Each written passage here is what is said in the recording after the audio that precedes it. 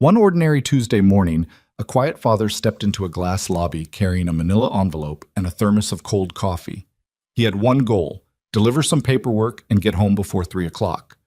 But the moment a violent gang leader slammed a CEO to the marble floor and demanded she sign over her company, every employee in that building froze. Every security guard backed away. Every camera in the room captured what happened next. Nobody knew who he was. Nobody knew what he'd left behind. But that father in the worn jacket walked forward anyway. If you're watching this right now, drop your city in the comments. I want to see how far this story has traveled. And if it moves you, hit that like button and stay until the end. This one is worth it. The envelope was unremarkable. Standard manila, clasp closure, the kind you could buy 40 of for $6 at any office supply store. Ethan Grayson had tucked it under his arm that morning the same way he'd tucked 1,000 similar documents under his arm over the past 3 years. Without ceremony, without thought, because the job didn't require thought anymore, and that was mostly fine with him. He'd taken the 742 bus because his truck was in the shop for the third time that month. The mechanic, a heavy-set man named Dale, who smelled permanently of diesel and cinnamon gum, had told him Thursday at the earliest. Maybe Friday. Ethan had nodded and said that was fine. And it was fine because he'd learned a long time ago not to argue with things that were simply going to be what they were. The morning commute had been unremarkable too. He'd stood near the rear doors, thermos in one hand, envelope under his arm, watching the city slide past the scratched window. A woman across from him had been arguing quietly into her phone about something that sounded like a lease dispute. A kid, maybe 14, sat with earbuds in and eyes closed, head tipping toward sleep. A man in a delivery uniform had gotten on at 6th Street and immediately begun checking a handwritten list. Ordinary. Ethan appreciated ordinary. He got off at the stop on Halcyon Avenue and walked the 3 blocks to Crownstone Dynamics on foot.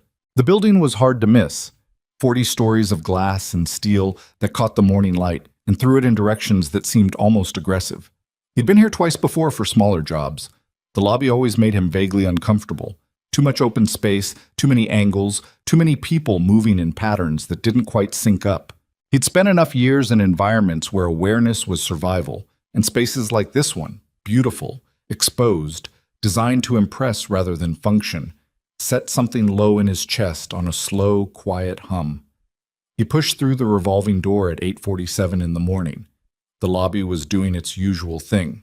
Marble floors, high ceilings, a reception desk the length of a small boat, and the ambient sound of maybe 200 people moving through, talking quietly, swiping badges, queuing for the elevators. A security checkpoint sat 10 feet inside the entrance. 2 guards, a bag scanner, a walk-through frame. Ethan had his contractor credentials ready before he even reached the belt. Grayson, he told the guard, engineering documents for facilities, contract number C119. The guard, a young woman with a neat bun and reading glasses pushed up on her head, took his ID, ran it, handed it back. 42nd floor, check in at reception when you get up there. Thank you. He clipped his visitor badge to his jacket pocket and stepped to the side to retrieve his backpack from the scanner belt. The backpack held his thermos, a battered paperback he was maybe 60 pages into, a granola bar, and a small first aid kit he carried out of habit from a different life. He slung it over one shoulder and looked toward the elevators. That was when he heard the doors. Not the revolving door he'd come through, the side entrance. A set of heavy glass panels on the east wall that were typically used for deliveries or the occasional large group arrival. Those doors didn't open with the polite pneumatic sigh of the main entrance. They banged, both of them, at the same time, hard enough that the sound cut across the lobby like a flat crack, and the 200 people who'd been doing their ordinary morning things all had the same involuntary response. Heads turning, steps slowing, conversations faltering. Ethan was already looking. 4 men came through first. They were not dressed for an office building. Heavy boots, dark clothing, the deliberate kind of looseness in their movements that wasn't carelessness, but something practiced. A way of carrying yourself that communicated availability for violence without announcing it directly. Ethan cataloged all of it in the time it took most people to register that something was off. Then the 5th man came through. Briggs Kane was not large in the way that some men were large. Not the size of a wall, not built to look like something out of a movie poster. He was maybe 6'1", lean, with the kind of face that had been broken and reset enough times that it had stopped bothering to pretend its symmetry. He moved like someone who had never once in his life needed to raise his voice to get a room's attention, because rooms simply paid attention when he entered them. He had the quality, Ethan had met a small number of men in his life who possessed it, of someone completely unbothered by consequences. Behind him, two more men. One of them was carrying a duffel bag. The other had his hand resting casually inside his jacket. 7 total. Ethan set his backpack down on a nearby chair. He was doing the math, and the math was not good.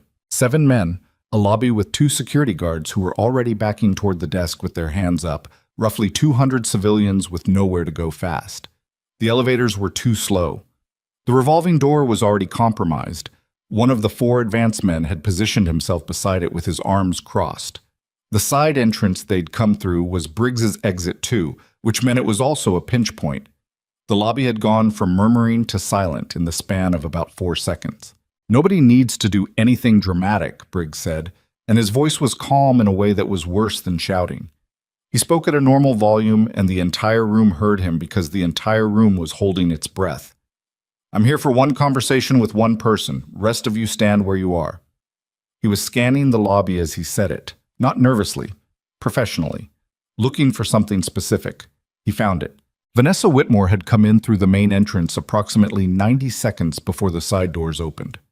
Ethan had registered her in the way he registered most things, cataloged, filed, not particularly dwelled upon.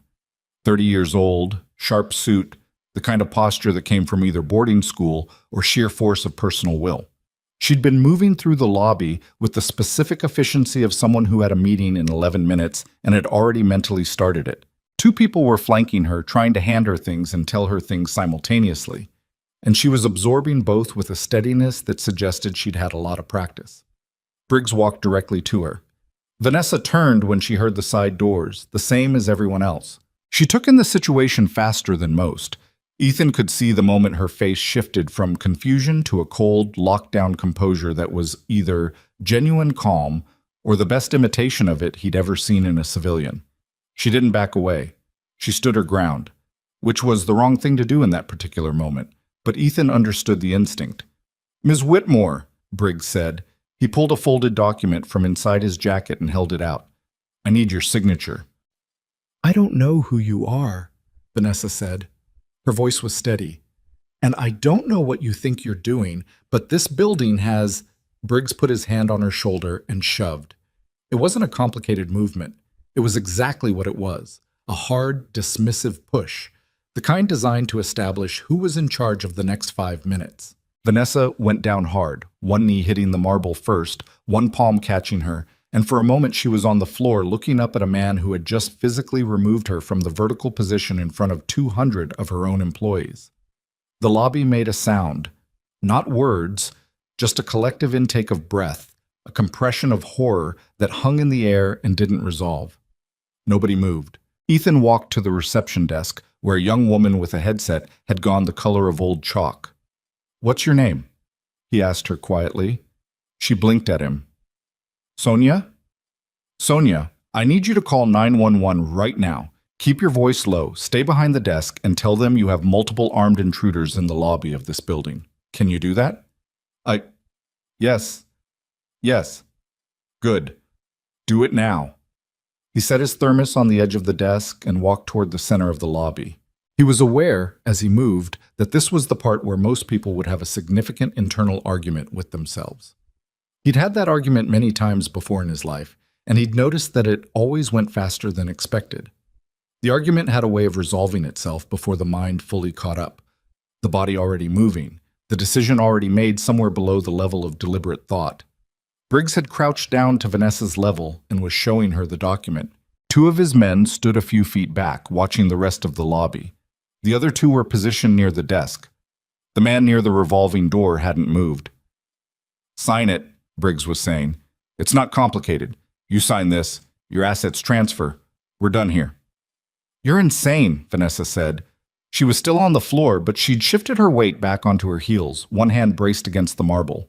She was not crying. She was furious, which struck Ethan as the more dangerous condition, and in this particular moment, also the more useful one. You walked into a corporate headquarters in broad daylight to sign it. No. Briggs straightened up. He glanced at the man near the desk, and something passed between them that wasn't a word. I'd stop there, Ethan said. His voice wasn't loud. He'd learned a long time ago that volume was usually a substitute for something. Certainty, authority, the willingness to do what you said you'd do. When you had those things, you didn't need to raise your voice. Every head in the lobby turned. Briggs turned last, slowly, the way that men do when they're not used to being interrupted. He looked at Ethan for a moment.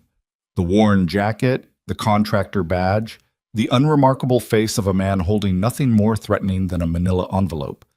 And then something crossed his expression that was almost worse than anger, amusement. Walk away, Briggs said. I'm going to ask you once to let her up off the floor. One of the thugs near the desk laughed. Not cruelly, genuinely, the way you laugh at something that's just actually kind of funny. Another one said something low to the man beside him. Briggs looked at Ethan the way you look at a dog that's wandered into the wrong yard. Patient, slightly bored. Last chance, he said. You walk out that door, nothing happens to you. Ethan set his envelope down on the nearest surface. A low decorative table, the kind with nothing on it but a single architectural plant. He rolled his left shoulder once, the way he always did when that old ligament injury was starting to bark at him. He glanced at the distance between himself and the first man, then the second, then the third. I'm not leaving, he said. What happened next took 11 seconds. Later, when people tried to reconstruct it, and many of them did, in break rooms and parking garages, and on the phone with people who hadn't been there, the difficulty was that it happened too fast for narrative. Surveillance footage would eventually capture all of it, but footage wasn't the same as being present for it, and presence wasn't always sufficient either. Ethan didn't fight the way you expected a fight to look. There was no theatrical wind-up, no dramatic stance, no moment where he paused to demonstrate how serious things were about to get. He just moved. The man near the desk was first because he was closest, and because he'd taken a half step forward when Briggs gave the unspoken signal, and a half step forward was an intention, and intentions required addressing. Ethan's elbow connected with the side of the man's jaw at an angle that canceled most of the force on the joint, precise enough that the man dropped without lasting structural damage. The second was reaching inside his jacket, and Ethan redirected the arm before it completed the motion, using the momentum rather than fighting it, and the man's own forward motion took him into the edge of the desk in a way that put him out of the problem without putting him in the hospital. The third came from Ethan's left, fast, big, the largest of the group. And there was a moment, one actual moment, where Ethan took a hit on the ear that lit up the left side of his head and made the lobby briefly very bright. He didn't stop. Getting hit was information. He adjusted. The large man went down using his own committed weight against him. The fourth and fifth were watching now, and watching meant hesitating. And hesitating in a fight is a specific kind of problem because it means you've started calculating, and calculation is slower than reaction. Ethan was already inside the distance before either of them resolved their calculation. 11 seconds. The man near the revolving door had backed into it, out onto the sidewalk. Ethan let him go. Briggs stood in the center of the lobby, the document still in his hand, and looked at the 5 men on the floor with the expression of someone processing information that didn't fit any of their existing categories. Ethan's ear was ringing. His left hand had a cut on the knuckle from somewhere in the previous 30 seconds. He didn't know when. He stood maybe 8 feet from Briggs and waited.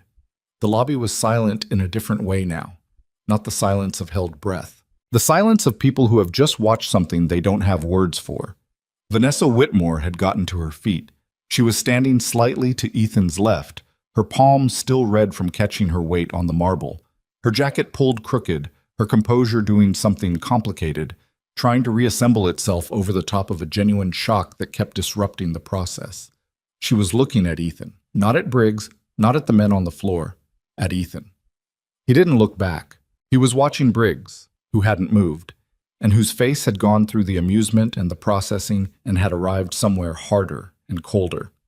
Who are you? Briggs said. Someone who has to pick up his daughter at 3, Ethan said. Put the document down. Briggs was still calculating. Ethan could see it.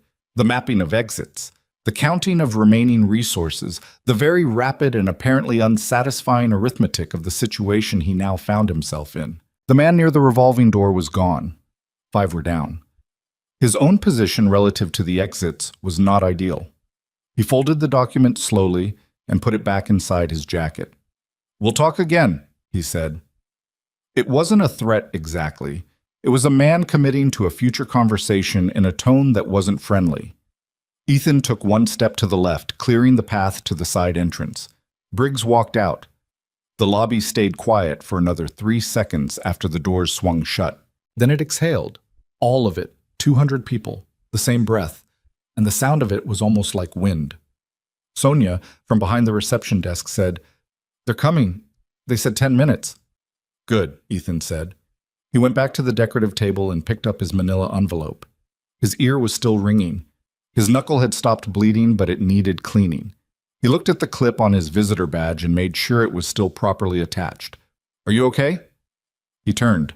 Vanessa Whitmore was standing 2 feet away, and up close her composure was showing its seams. Her jaw was tight. Her eyes were moving across his face in the rapid, specific way of someone performing an assessment they hadn't been trained to perform and didn't have a framework for. Fine, he said. You? My knee hurts. He looked down. There was a long scrape across her palm, and the knee of her trousers had a tear in it.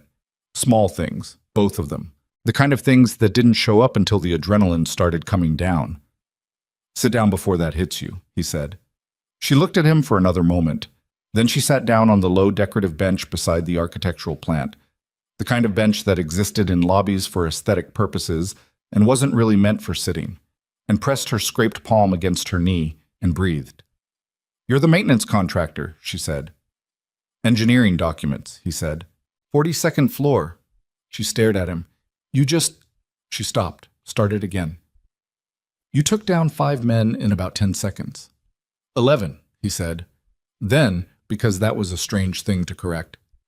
Give or take. Somewhere in the middle distance, a siren had started. Growing. Vanessa looked at the door Briggs had walked out of. The men on the floor were making various sounds now. Groaning, shifting, beginning the slow process of returning to consciousness, none of them badly hurt. Outside, through the glass, the first police vehicle was pulling to the curb. She looked back at Ethan. What's your name? Grayson. Ethan Grayson. Who are you, Ethan Grayson? He considered the question for a moment. It was the kind of question that had more than one honest answer, depending on which part of the answer you were looking for. He was a contractor. He was a father. He was a man who had spent a very long time trying to be neither of those things, while also being the other thing, the thing that had walked him across a lobby toward a gang of armed men without a second of real hesitation, and had discovered that you didn't stop being any one thing just because you decided to. I'm late for a delivery, he said, and he held up his manila envelope and looked toward the elevators. The elevators were still working. That was the first thing the building manager confirmed when he came sprinting across the lobby about 4 minutes after Briggs walked out. A heavy-set man in his mid-50s named Gerald, who had the look of someone who'd spent 20 years preparing for a crisis and was now discovering that preparation and readiness were not the same thing. He kept looking at the men on the floor, then at Ethan, then back at the men on the floor, and his mouth kept opening and closing without producing sentences. Sir, Ethan said. The elevators. Yes, they're operational. We didn't go into full lockdown. The system requires a manual. Gerald stopped. Who authorized? Nobody authorized anything, Ethan said. Are your stairwells clear? I think so. You need to know, not think. Gerald got on his radio. The police had come through the main entrance by then. 4 officers first, then 6 more. And within the next few minutes, a detective in plainclothes who identified herself as Rains and immediately began the process of establishing order in a lobby that had 200 rattled people, 5 men on the floor in various states of consciousness, and 1 contractor who was standing near the reception desk with a manila envelope and a cut on his knuckle. Detective Rains looked at Ethan for a long moment when someone pointed him out to her. You're the one who... Yes? Were you armed? No. She looked at his hands, at the knuckle, at the men behind him. I'm going to need you to stay, she said. I have a delivery on 42, he said, and I need to be done by 2:30. She gave him a look that said she'd heard stranger things today and was not going to be making promises. Stay, she said again, and went to crouch beside the nearest man on the floor, who was sitting up now and pressing his hand against his jaw with the sullen, inward-focused expression of someone cataloging a new and unwelcome understanding of his own limitations. Vanessa was still on the bench. She'd straightened her jacket, which helped her look composed, except that it didn't, because the tear in her trousers was still there, and her palm was still scraped and her hair had come loose on one side in a way that she either hadn't noticed or had decided not to address. She was on her phone, voice low and steady, telling whoever was on the other end that the board meeting needed to be pushed, and that yes, she was fine, and no, she didn't need anyone to come down to the lobby. Ethan sat down in the nearest chair, the kind of low modern chair that was also mostly aesthetic and not really built for sitting in, but it held his weight, and waited. His ear had stopped ringing, mostly. The knuckle wasn't bad. He'd had worse from a bad afternoon with a wrench in a tight equipment bay. He flexed his left hand once, twice, and thought about his daughter's school schedule and what the traffic on the 42 bus would look like at 2:15 on a Tuesday, and whether the granola bar in his backpack was the peanut butter kind or the honey oat, because he couldn't remember which one he'd grabbed that morning, and it mattered to him more than it should have. Mr. Grayson? He looked up. Vanessa had put the phone away.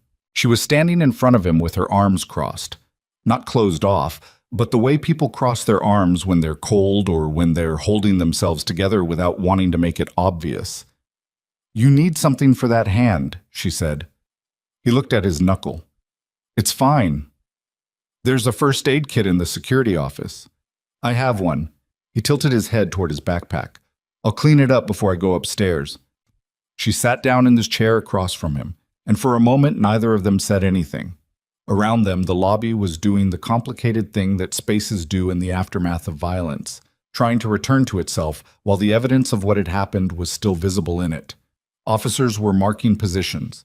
Someone had set up a perimeter around the men on the floor. The receptionist, Sonia, was giving a statement to a young officer who was writing everything down in a small notebook. Gerald, the building manager, was on his radio again, this time with more confidence. You should have left, Vanessa said, when he told you to. Probably. Most people would have. Most people did, he said, without judgment. It was a fact. 200 people had been in this lobby, and all but one of them had made the sensible choice. Vanessa looked at him with an expression that was trying to be several things at once, grateful and uncomfortable, and something else underneath both of those that she hadn't gotten around to naming yet. Why didn't you? He thought about how to answer that. The honest answer was that there wasn't really a why, not in the way people usually meant when they asked that question. There was no moment of decision that he could point to and say, this is where I chose. The moment Briggs pushed her down, something in Ethan's body had simply begun its calculation, and by the time his conscious mind caught up, he was already setting down the envelope. It needed doing, he said. She waited for more. When it didn't come, she pressed her lips together in a way that suggested she found that answer insufficient, but had decided not to say so directly. You've done that before, she said instead. What you did. That wasn't instinct. That was training. He didn't confirm or deny. Military, she said. He picked up his backpack and unzipped the front pocket, took out the small first aid kit. It was a flat orange case, the kind you could get at any pharmacy. But someone who looked carefully would have noticed it was stocked with more precision than the standard contents. Specific gauze sizes, proper antiseptic, a small roll of medical tape. He cleaned the knuckle, taped it, put the kit back. Vanessa watched all of this. Navy, he said finally. I got out 4 years ago. What did you do? In the Navy. My job. She looked at him for a moment. Then, unexpectedly, something in her face shifted. Not quite a smile, but something adjacent to it, the kind of involuntary expression that happens when you recognize a familiar pattern. You're one of those people, she said. What people? The ones who answer questions without answering questions. He zipped the kit back into his bag. I answered the question. You said you did your job. That's not an answer, that's a category. He looked at her. She had the direct gaze of someone who spent a lot of time in rooms where the person who blinked first lost something. He'd known people like that, officers mostly, and intelligence liaisons, and one particular logistics commander who could make a room full of special operations personnel feel like they were being evaluated by a principal. It was a specific skill that not everyone developed and that could not really be faked. SEAL, he said. 12 years. She was quiet for a beat. Okay, she said, which was, he thought, the right response. Not the dramatic version, not the wide eyes and the "you were a Navy SEAL," but just the absorbing of a fact and the adjustment of understanding that followed it. Okay, she said again, quieter, and looked at the side entrance where Briggs had walked out. Detective Rains came back to them 20 minutes later with a recorder and a notepad and the kind of focused calm that suggested she'd done a lot of post-incident interviews and had stopped finding them either easy or particularly hard. She took Ethan's account first, and he gave it in the linear, precise way he'd given mission debriefs. What he observed, what he assessed, what he did, in that order, without editorial. Rains kept glancing up from her notepad while he talked, the way people do when they're not sure the words and the speaker quite match. You said you counted 7, she said, from the moment they entered. 7. 4 advanced Briggs, 1 with a bag, 1 with his hand inside his jacket. The one near the revolving door exited voluntarily before I engaged. The bag, I don't know what was in it. I didn't get to it. You'll want to find that. Rains made a note. The one who left. Young, maybe 22. He made a decision pretty fast when things changed. I don't think he knew what he was walking into. That's helpful, she said, and she sounded like she meant it. Mr. Grayson, I have your contact information from the contractor badge. We're going to need a full written statement, and we may need to bring you in for a follow-up. That's fine. Is there anything else you want to tell me that I haven't asked about? He thought about that seriously, the way she'd intended the question. Not a formality, but an actual opening. The document, he said. Briggs had a document he wanted Ms. Whitmore to sign. He put it back in his jacket when he left. You'll want that when you pick him up. Whatever's in it, that's the actual reason he was here. Rains wrote that down. Then she nodded once and moved to Vanessa. Ethan finally made it to the 42nd floor at 10:30. The elevator was fast and quiet, and had the kind of mirrored interior that Ethan had always found mildly absurd. He looked at himself in it while the floors counted up and saw what he always saw. A man of average height, average build, with dark circles and a contractor badge and a piece of medical tape on his knuckle. He looked, if he was being honest, like someone who'd had a hard morning. The facilities manager on 42 was a brisk woman named Paulette, who shook his hand, took the envelope, scanned the contract number, and signed his delivery confirmation without once asking why he was 43 minutes late or what had happened in the lobby, because she had apparently already heard from 5 different people what had happened in the lobby and had the specific attitude of someone who had processed the information and moved on. You need anything? She asked. Coffee? We've got a machine down the hall. I'm okay, he said. You sure? Because you've got... She gestured at his ear. He reached up and touched it, found dried blood on the outer edge. He'd taken a hit earlier in the fight that he'd filed under acceptable and then forgotten about. He must have caught the edge of something. I'm sure, he said. Thank you. He signed his copy, collected his forms, and took the elevator back down. The lobby had changed while he was upstairs. The 5 men had been taken out, into custody, presumably, or to be evaluated by paramedics. He didn't know which. The police presence was still significant, but had reorganized itself into a more settled pattern. A few officers at the entrance, crime scene tape around the area where the altercation had occurred. A technician with a camera working the floor where Vanessa had gone down. Gerald, the building manager, was giving someone a tour of the security footage setup with the energy of a man who had found his purpose. Sonia was back at the reception desk. She looked up when Ethan stepped off the elevator, and she gave him the kind of look that people give when they're trying to express something that doesn't have a comfortable verbal form. Thank you, she said. I mean it. You made the call, he said. That's what mattered. She shook her head slightly, like she disagreed but didn't want to argue. He collected his thermos from the corner of the desk where he'd left it, checked that the lid was still on, and headed for the exit. "Mr. Grayson?"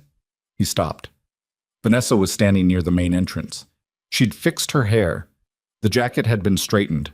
The only remaining evidence of the morning was the tear in her trousers, which she'd apparently decided was beneath her attention, and the particular quality of alertness in her eyes that hadn't been there when he first saw her walking across the lobby. She was holding 2 cups of coffee, the good kind, from the cafe on the lobby's east side, paper cups with cardboard sleeves. She held one out to him. He took it. "I should get going. Your bus doesn't run until 11 on Tuesdays, the 42. He looked at her. "I checked," she said, without apology. "Sit down for 10 minutes. He looked at the coffee. He looked at the bench she was moving toward. He did the math on his morning. Delivery done, statement given, no reason to be here except the thing he was standing next to, and sat down. She sat beside him, close enough for conversation, not so close as to be crowded. She wrapped both hands around her cup and looked at the lobby around them, the slowly normalizing activity, the yellow tape, the officers, the building trying to figure out what to do with the shape of the last 2 hours. "I've been running Crownstone for 3 years," she said. "I've dealt with hostile board members and competitors who play dirty, and one attempted regulatory sabotage that cost me 6 months and more legal fees than I want to think about." She paused. "Nobody has ever walked into my building and physically put me on the floor. No. It's a strange feeling." She was quiet for a moment. "I keep thinking I should be more, I don't know, upset or shaken, but what I actually feel is angry, which is probably not healthy." "Angry's fine," Ethan said. "My therapist would probably say it's avoidance." "Your therapist isn't here." She turned her head and looked at him, and for the first time since they'd sat down together, there was something that was genuinely close to a laugh in her expression, brief and a little surprised. "No," she said. "She's not." He drank his coffee. It was better than the thermos version he'd started the morning with, which had been lukewarm since about 8:15. "Can I ask you something?" Vanessa said. "You can ask." "Your daughter, you mentioned her, sir, when you were talking to Briggs. You said you had to pick her up at 3. "I do." "How old is she?" 7.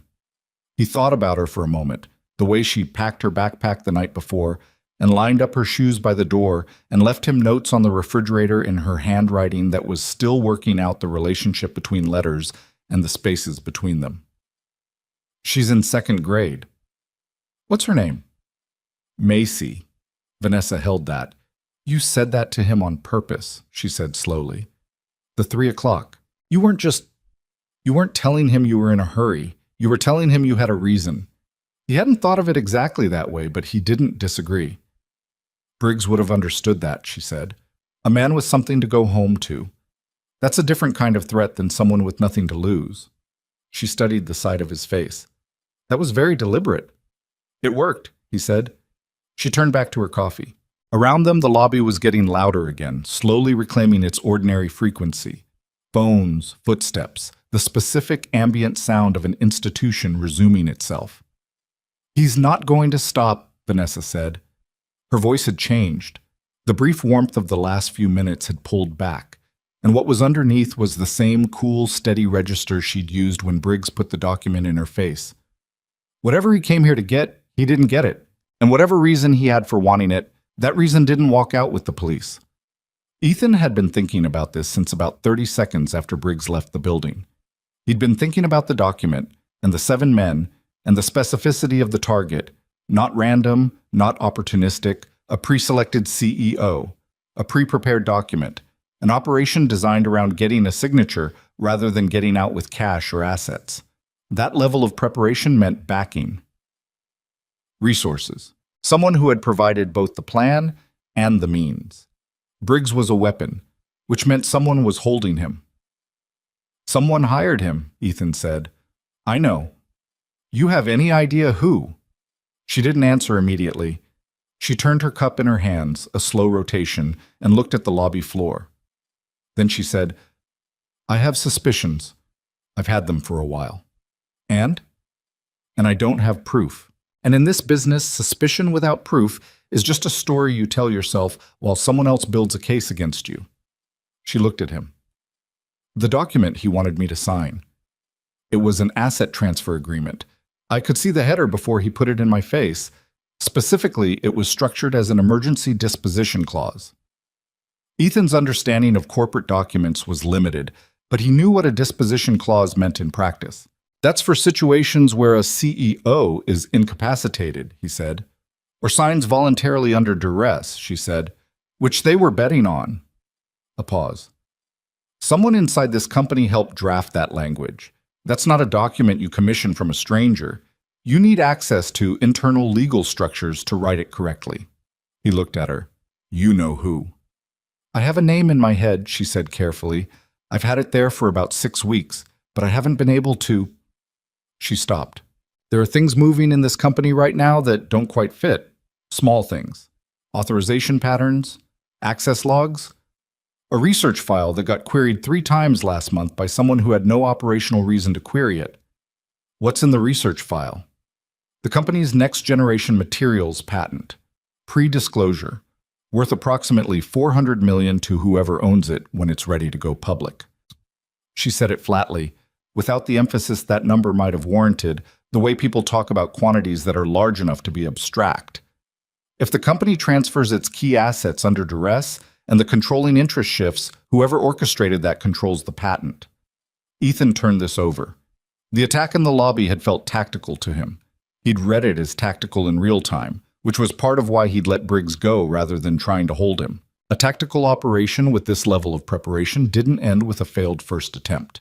It regrouped, reassessed, and tried something else. He looked at his watch. It was 11:08. You have a board meeting, he said. I have a board meeting at 2, she said. They pushed it from 10:30. Who knows the new time? She looked at him. If the attack was meant to happen before the meeting, he said, and the meeting's still happening today, then whoever planned this knows the schedule moved, which means they have eyes on your calendar, inside. The lobby noise kept going around them. Neither of them moved. Vanessa pulled out her phone and opened something on it. He caught a glimpse of a calendar interface, multiple layers, overlapping blocks of color. She scrolled. Her expression didn't change, but something in her jaw did. The calendar update went to 14 people, she said quietly. How many of those 14 are in this building right now? She didn't answer. She was already typing. Ethan looked at his watch again, not because of the time, but because looking at his watch was a way of grounding himself in the physical. And the physical was where he was most useful. He thought about the service corridors he'd noticed on his way to the elevators, the building's footprint, the ratio of security staff currently occupied with the lobby incident versus the rest of the building's 40 floors. He thought about a man with a duffel bag who had entered this lobby and whose bag he had never seen again. Vanessa, he said. She looked up from her phone. Where's your server room? She went still. 23rd floor. Why? The man who came in with Briggs, he was carrying a duffel bag. I didn't engage him because he was positioned toward the rear, and I was managing the immediate threat. He paused. I never saw him leave. She was already on her feet. The cameras, she said. Security has been managing a lobby incident for the last 2 hours, he said. How many people are actually monitoring the feeds right now versus responding? Her hand was on her phone. She was dialing. When someone answered, she said, pull every camera between the lobby and 23 right now. Last 2 hours. I need eyes on a man with a black duffel bag. He came in with the group that hit the lobby, and I need to know where he went. She was moving toward the security desk as she spoke, and Ethan was 2 steps behind her, and the building, which had been slowly convincing itself that the worst was over, had no idea yet that the worst had not even started. The security office was a room off the south corridor that smelled like coffee and stressed electronics, with a bank of monitors covering what looked like 60 or 70 camera feeds cycling on a 4-screen display. 2 officers were in there, the building's own security staff, not police, and both of them had the look of people who had been running on emergency adrenaline since 8:47 and were beginning to feel the debt coming due. Playback, Vanessa said. Now, camera group C. That covers the East Corridor access points, right? Yes, ma'am. The closer officer, young, name badge reading Torres, pulled up the group and ran it back. They watched in silence.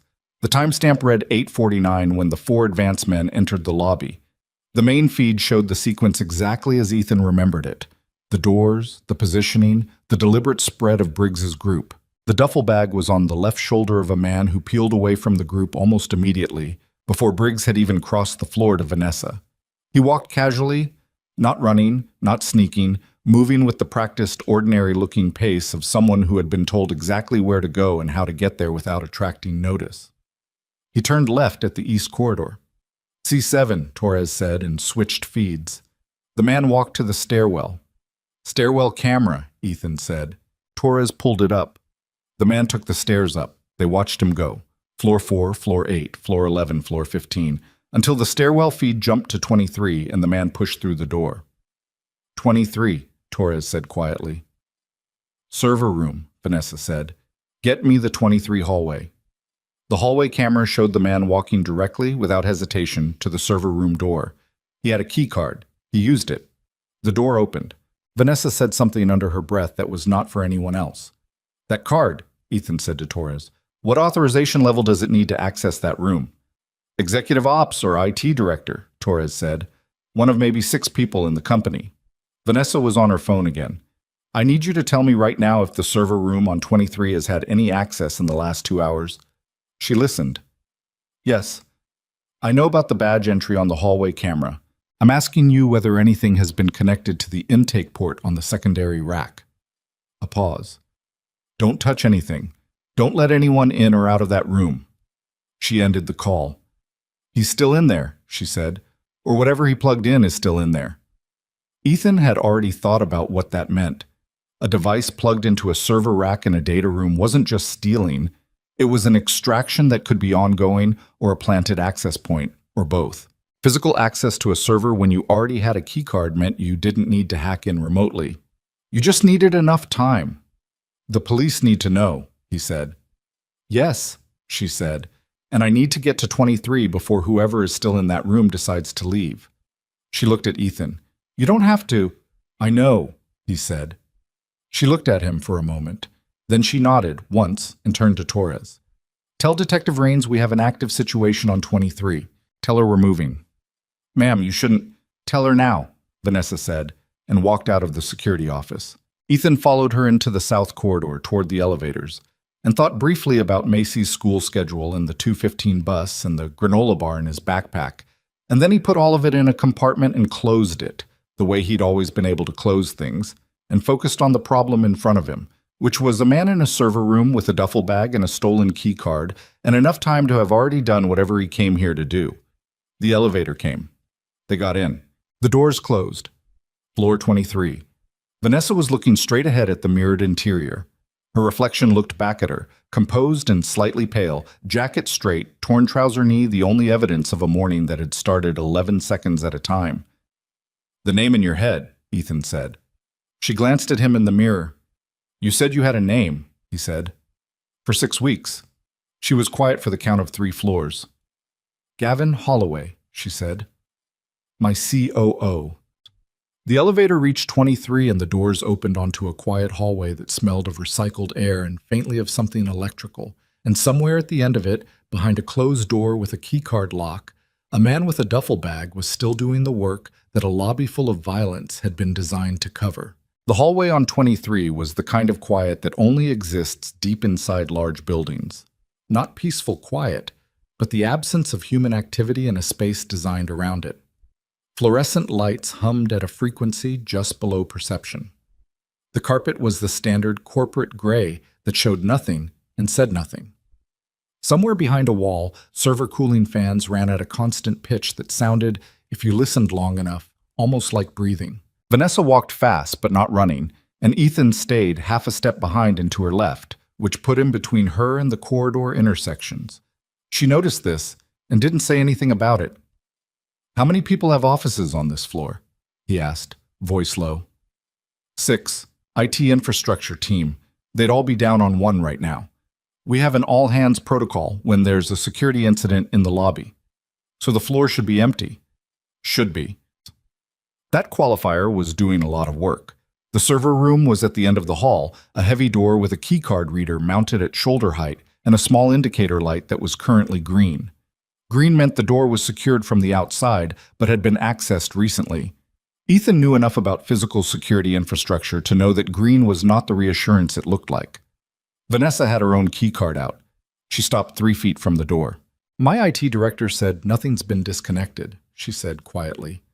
"Whatever he plugged in is still running."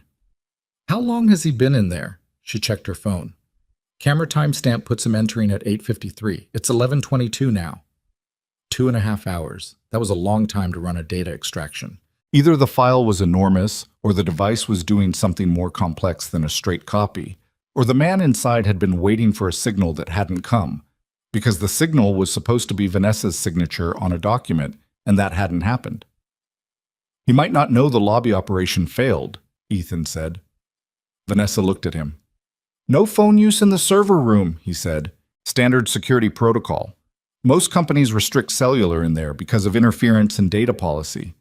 If he went dark the moment he badged in, he's been operating on the assumption that Briggs completed his end." She processed this. "So he's still in there running the extraction because he thinks the company already transferred. And he's waiting to walk out with a clean exit, probably timed to coincide with the chaos of the lobby, except the chaos is over and he doesn't know it yet."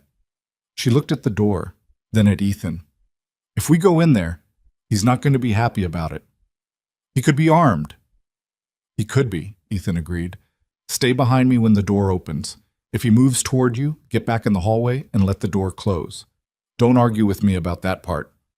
She looked like she wanted to argue about it preemptively. She didn't. "The police are coming," she said.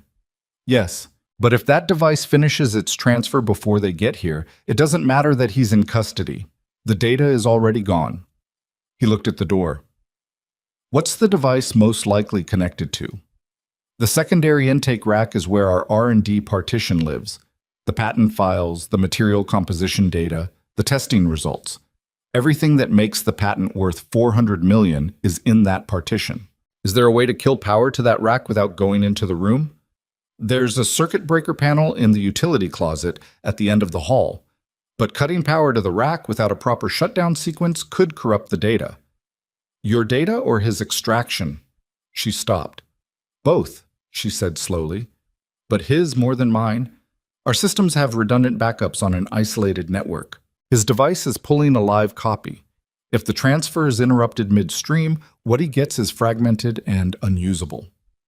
Ethan looked back down the corridor toward the utility closet, then at the server room door. Then he did what he always did when he had 2 options and limited time. He picked the one that removed the problem without requiring him to stand in a doorway. "Utility closet," he said. "Show me." The closet was unlocked, which was either a facility management oversight or a deliberate choice by someone who'd planned ahead. Ethan didn't touch the handle with his bare hand. He used the sleeve of his jacket because Torres in the security office had his contractor prints on file, and he didn't want anyone spending time later sorting through contact points that didn't matter. Inside, breaker panel, labeled in small typed font on a laminated sheet that was slightly yellowed at the edges. Vanessa ran her finger down the labels without touching them. "Secondary server rack B," she said. "That's this one." She looked at him. He nodded.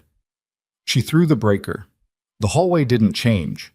The server room had its own internal lighting on a separate circuit, but through the door came a new sound, or rather an absence of one, the specific silence of a machine stopping that had been running continuously. They went back to the server room door. Ethan held out his hand for her key card.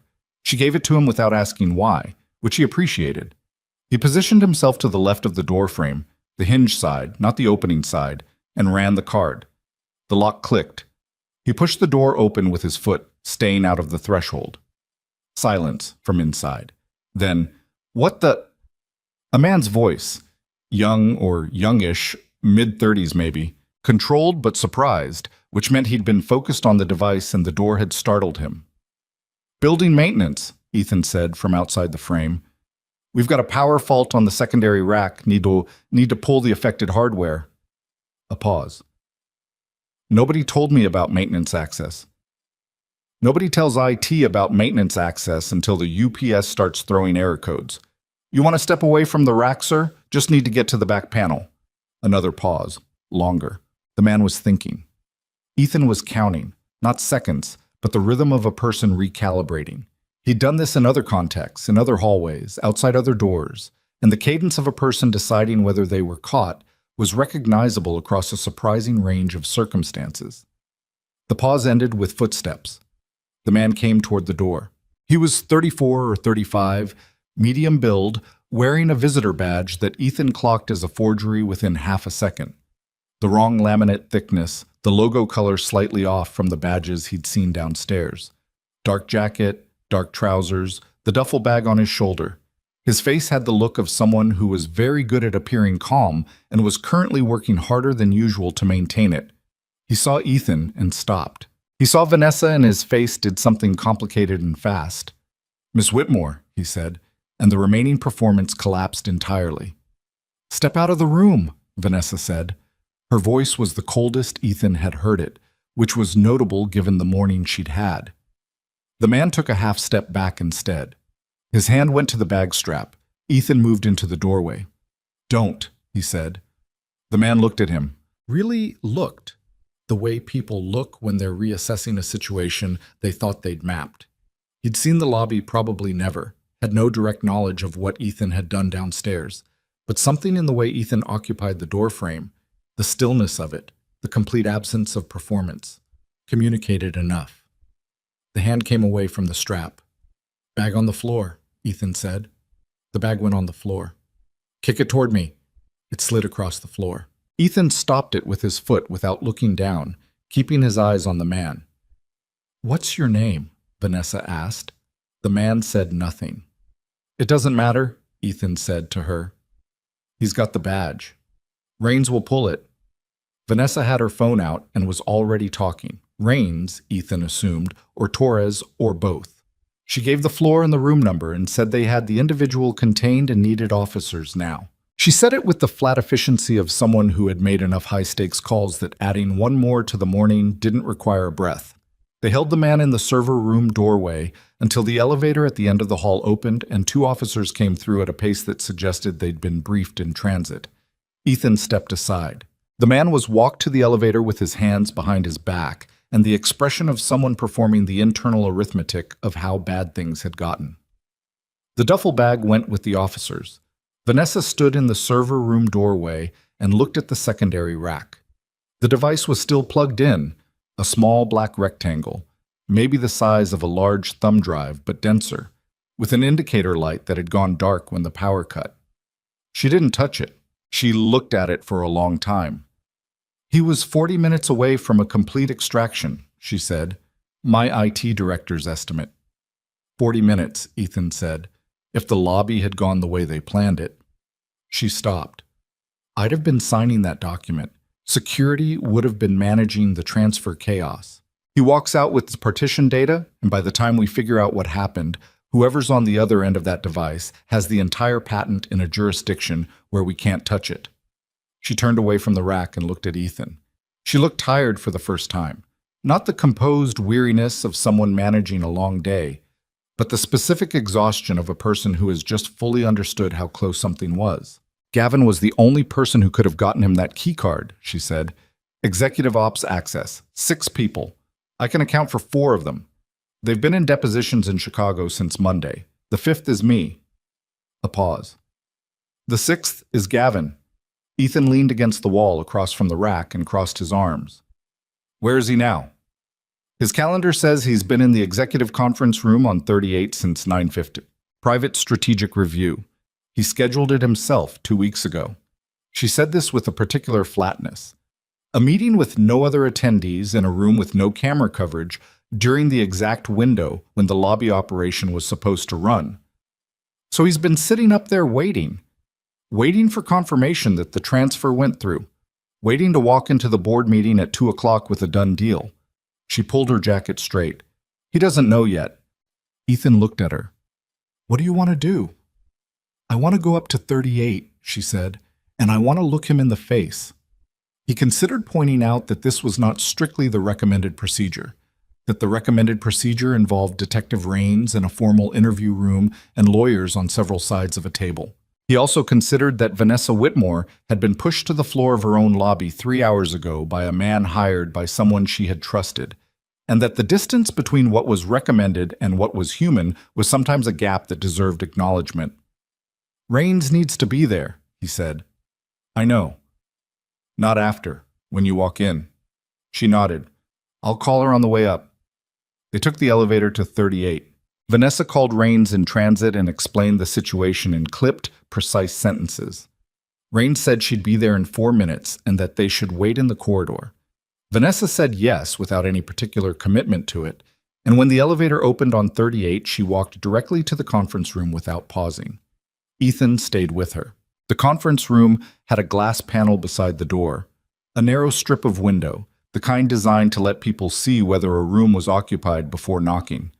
Through it, a long table, chairs, a whiteboard with nothing on it, and Gavin Holloway sitting at the far end with a laptop and a phone face up on the table in front of him, looking at neither of them. He was 51 or 52, the kind of gray-haired executive who had been photographed enough times for annual reports and press releases that he developed a resting expression optimized for photography, composed, authoritative, the chin at exactly the right angle. He was wearing a suit that cost more than Ethan's truck, or would have, when the truck was operational. He had a coffee cup at his elbow that was still steaming. He hadn't heard them in the corridor. "How long have you known?" Ethan asked quietly. 6 weeks on the access logs, Vanessa said. But there were other things before that. A board vote 8 months ago that went differently than it should have. 2 members who'd been solid changed their positions overnight with no explanation. A vendor contract that got routed around my authorization. Small things. She paused. Small enough that I told myself I was being paranoid. You weren't. No. She was quiet for a moment. He's been with this company for 9 years. He was here before I was. When I took the CEO position, he backed me publicly in front of the board. He was the first one to shake my hand. A pause. I think that's what he's most angry about, honestly. That it worked for 3 years and then I started catching up to what he was doing. What changed 6 weeks ago? I restructured the research division, moved the patent oversight directly to my office out of COO jurisdiction. He would have known at that point that the window was closing. Once the patent files were under my direct supervision, the access trail would be too visible. She looked through the glass at Holloway. So he accelerated.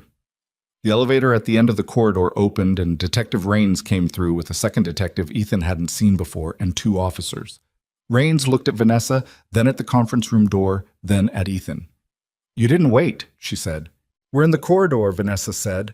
Rains looked at the glass panel through which Holloway was still visible, still unaware. All right, she said. Ms. Whitmore, I need you to stay out here. He's my COO. He's a suspect in a coordinated criminal operation that included an armed assault this morning. You stay out here. Rains looked at Ethan. You too. Ethan held up both hands, which he meant to indicate he had no objections, and which Rains received with a nod. She went to the conference room door and opened it. Holloway looked up from his laptop with the expression of a man who expected an assistant and received something else entirely. He took in Rains, her badge, the second detective, the 2 officers in the doorway, and the sequence of adjustments that crossed his face was fast, but not fast enough. Gavin Holloway? Rains said. Yes. His voice was perfectly steady. Ethan had to give him that. I'm Detective Rains. I need to ask you some questions about the events in the lobby of this building this morning. Of course. Holloway closed his laptop. I heard about the incident. Terrible thing. I've been up here reviewing strategic documents. I wanted to stay out of the way while your people handled the situation downstairs. Rains said. Is Vanessa all right? Ms. Whitmore, I heard she was involved. She's fine. Mr. Holloway, can you tell me when you last accessed the server room on the 23rd floor? A beat. Barely perceptible, but Ethan, standing in the corridor with his arms at his sides, caught it. The server room? Holloway said. It's been some time. Weeks, maybe. I don't have regular reason to access it directly. When did you last use your executive keycard? This morning, to access this floor. Not prior to that? Not at any point before 9:15? Holloway looked at Rains with the patient expression of a man who had sat across from lawyers and regulators and hostile board members and knew what a loaded question looked like. Detective, I've been in this building since 8:30. I went directly to my office, had a brief conversation with my assistant, and came up here at 9:15 as my calendar reflects. If there's a specific, your executive keycard was used this morning to access the server room on 23, Rains said, at 8:53, while you were, by your account, in your office.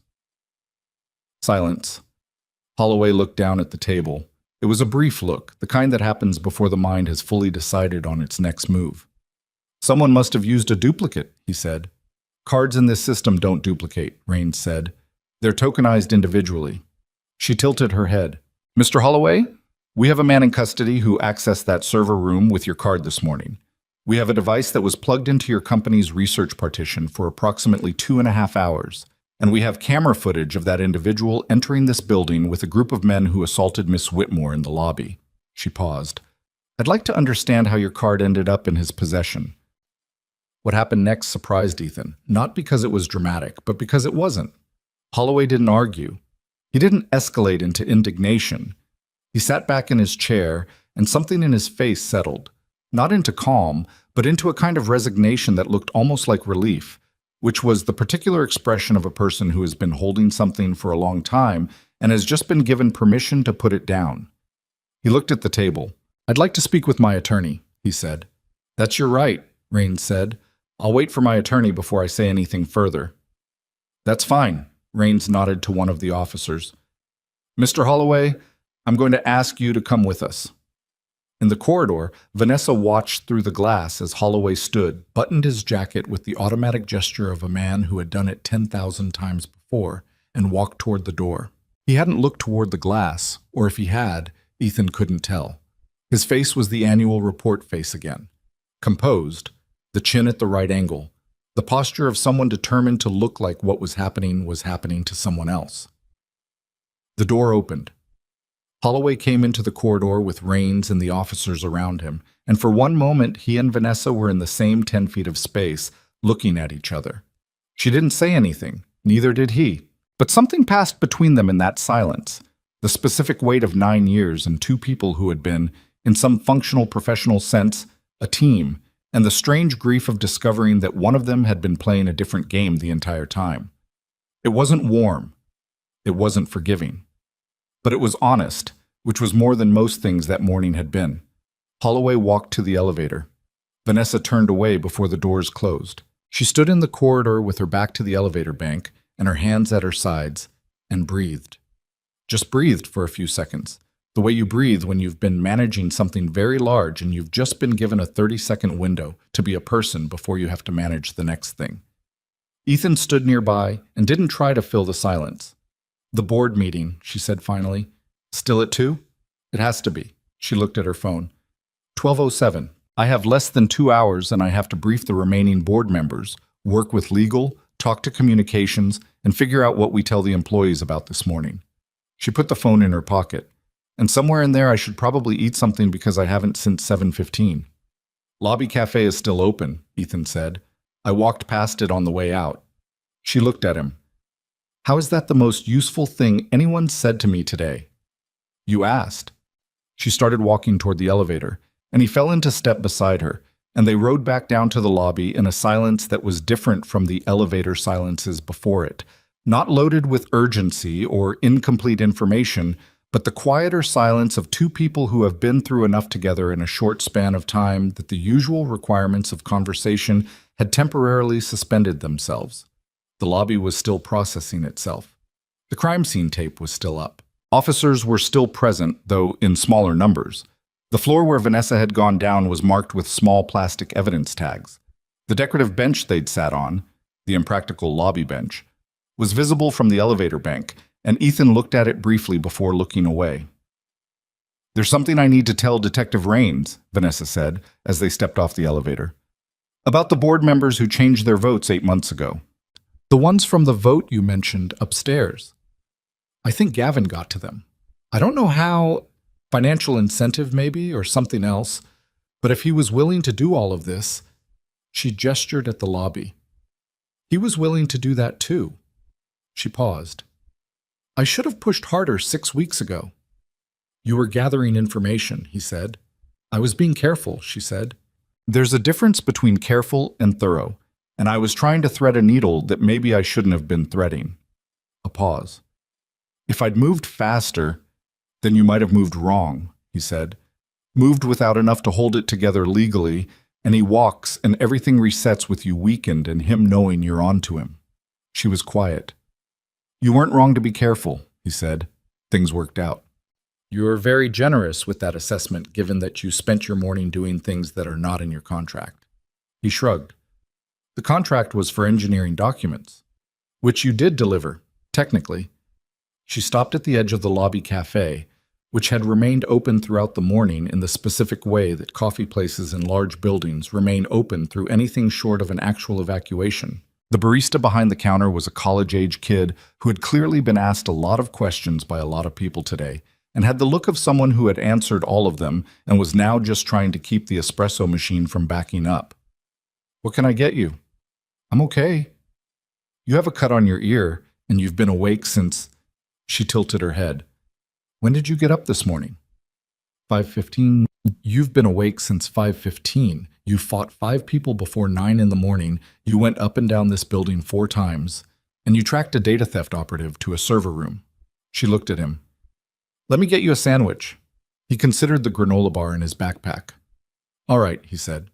They sat at a small cafe table near the window, the same window through which Ethan had watched Briggs' man disappear into the east corridor 2.5 hours ago. The afternoon light was coming at an angle now, cutting across the marked floor and the evidence tags and the last 2 officers still working the perimeter. Vanessa had her phone on the table and was managing a stream of messages with one hand while eating half a turkey sandwich with the other, and Ethan ate the other half of the turkey sandwich in the deliberate way he ate most things, without paying it much attention, because the part of his brain usually assigned to meals was occupied with running a slow review of the morning.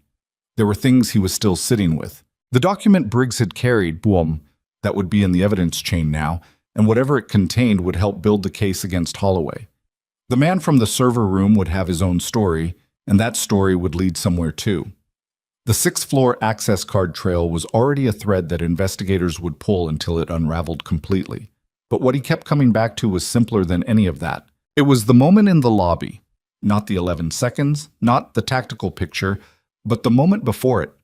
The moment when he'd set his envelope down on the decorative table, the manila folder with its contract forms and delivery confirmation slips, and walked toward a problem that wasn't his. He'd done it without the argument, without the hesitation.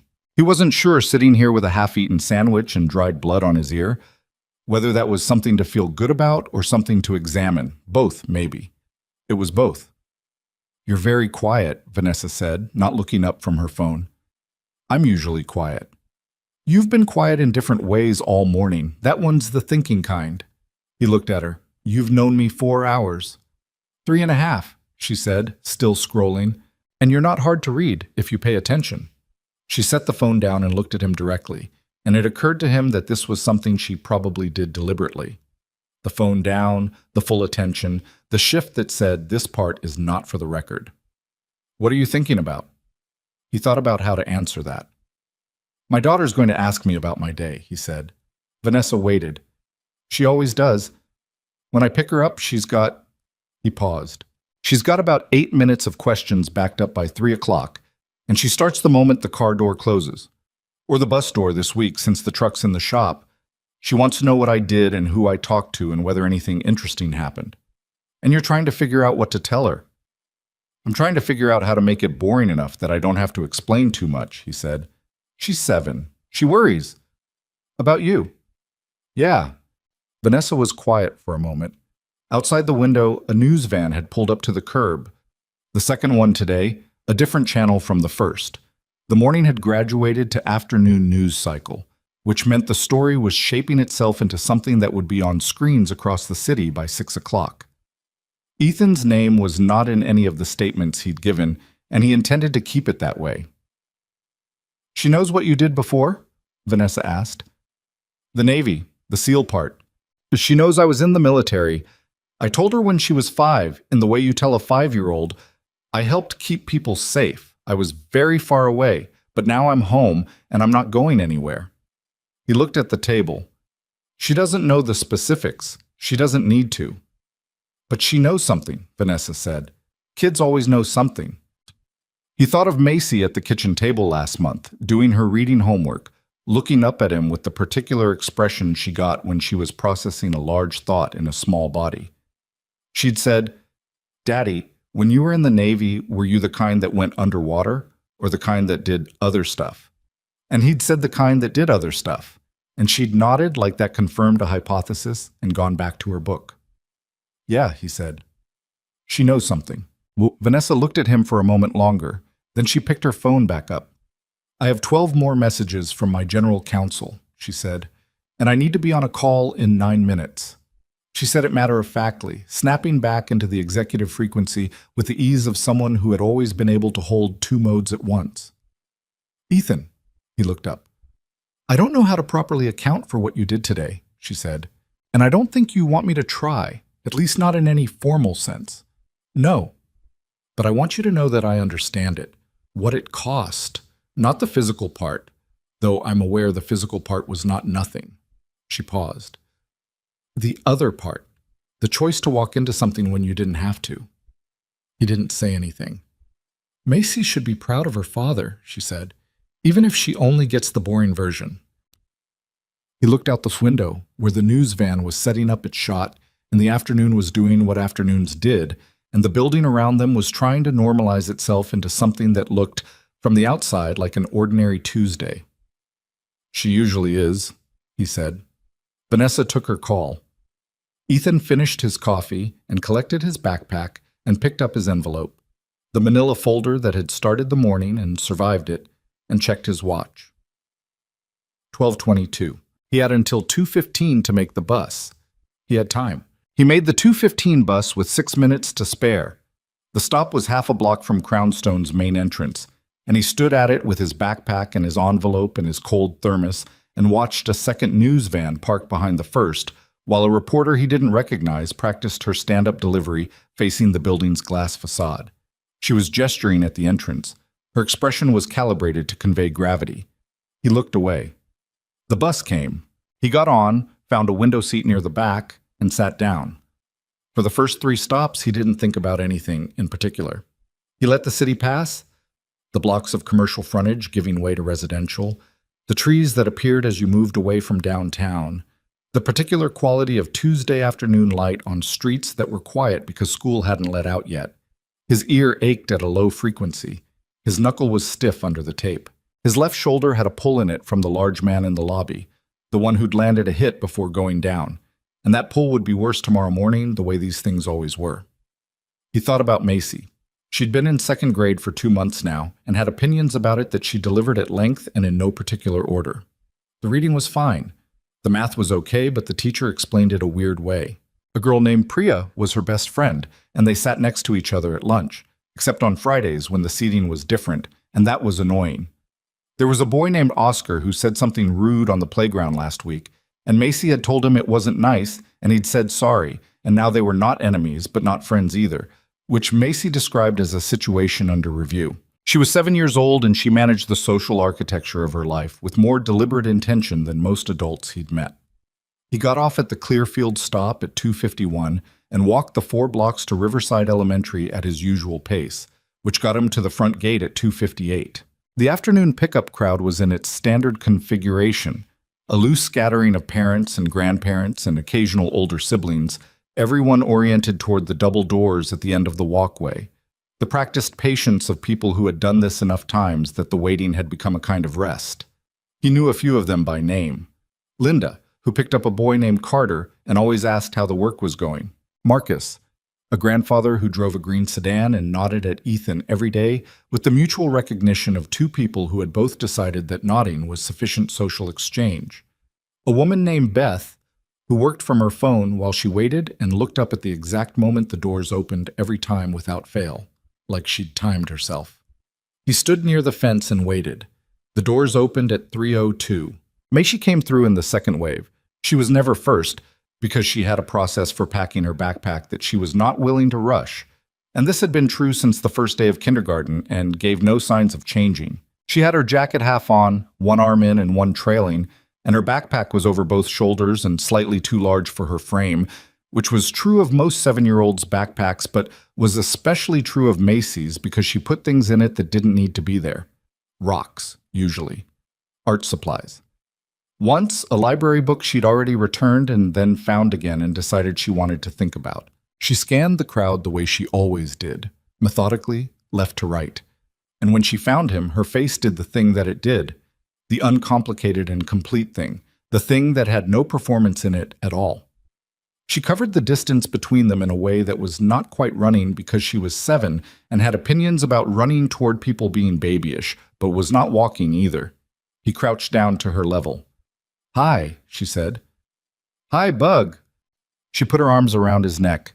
He put his arms around her and held on for a moment, her backpack pressing against his hands, her hair against his face, the specific small person weight of her that he'd memorized so completely that he sometimes felt it when she wasn't there. The ghost weight of a presence that mattered more than most things. Then she pulled back and looked at him with the particular forensic attention she applied to things she found interesting. "What happened to your ear?" she said. "I bumped it." She looked at the tape on his knuckle. "And your hand?" "Same thing, bumped into some stuff at work." She narrowed her eyes. She had brown eyes, the same color as her mother's. And when she narrowed them in that specific way, she looked so much like Claire that Ethan had to do the small internal thing he'd learned to do. Acknowledge it, let it be what it was, keep going. "You bumped your ear and your hand," she said. "It was a complicated bump." She considered this. "Okay," she said, with the tone of someone filing something under incomplete but acceptable for now. She took his hand, the uninjured one, and they started walking toward the bus stop. "How was school?" he asked. The question started, as they always did, in the other direction. "Good. We did fractions. They're not that hard. Priya thinks they're hard, but I think she's just thinking about them wrong. Also, we had library and I found a book about deep-sea creatures and I already checked it out. It's in my bag. Do you want to see it?" She looked up at him. "Are we having pasta tonight?" "Was planning on it." "Good. I've been thinking about pasta since 11:30. She said this with total seriousness. "What did you do today?" "Delivered some documents." "What kind?" "Engineering documents, contract stuff, paperwork." "Was it boring?" He thought about the lobby, the 11 seconds. The server room, Gavin Holloway's annual report face as the elevator doors closed. "Parts of it," he said. She accepted this and moved on because the deep-sea creature book was more interesting than his paperwork, which was correct. She spent the bus ride showing him photographs of anglerfish and vampire squid with the enthusiasm of someone who had recently discovered that the world contained considerably more varieties of terrifying than previously known and found this mostly delightful. He looked at the pictures when she held the book up. He said the right things. He was present for all of it. The vampire squid, the bus stop, the 4 blocks home, the pasta he put on while she did homework at the kitchen table and narrated the homework to him because she'd never learned to work in silence. But underneath it, the day was still there. It was going to be there for a while. He knew that about himself. Knew the way his brain held on to operations, turned them over, looked for the things he'd missed, or could have done differently. The large man in the lobby he'd taken a hit from. The utility closet breaker he should have thought of 60 seconds earlier than he did. The duffel bag he'd lost track of in the initial engagement.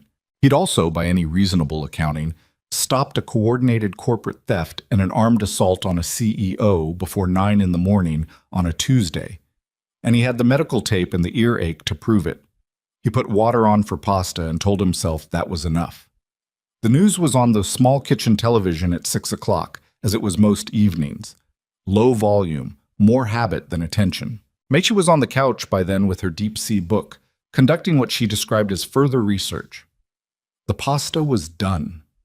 Ethan was cleaning up the cutting board when he heard the anchor say, "Crownstone Dynamics," and looked at the screen. The footage was from the news van he'd watched set up its shot from the bus stop. The reporter was standing in front of the glass entrance giving the establishing summary, "Armed intruders, CEO targeted, building briefly under lockdown." Then the package cut to security footage from the lobby, and Ethan set down the cutting board. He looked like a stranger. That was the first and most consistent thing he thought whenever he saw footage of himself in an operational context.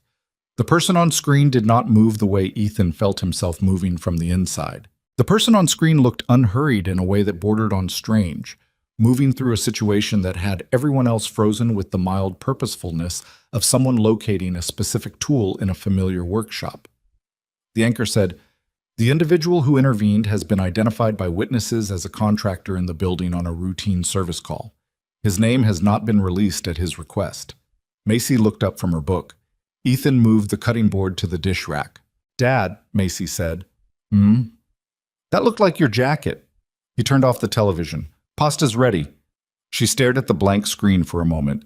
Then she got off the couch and came to the kitchen table and sat down, and he put her bowl in front of her, and she looked at it and then looked at him. "Was that you?" she said. He sat down across from her.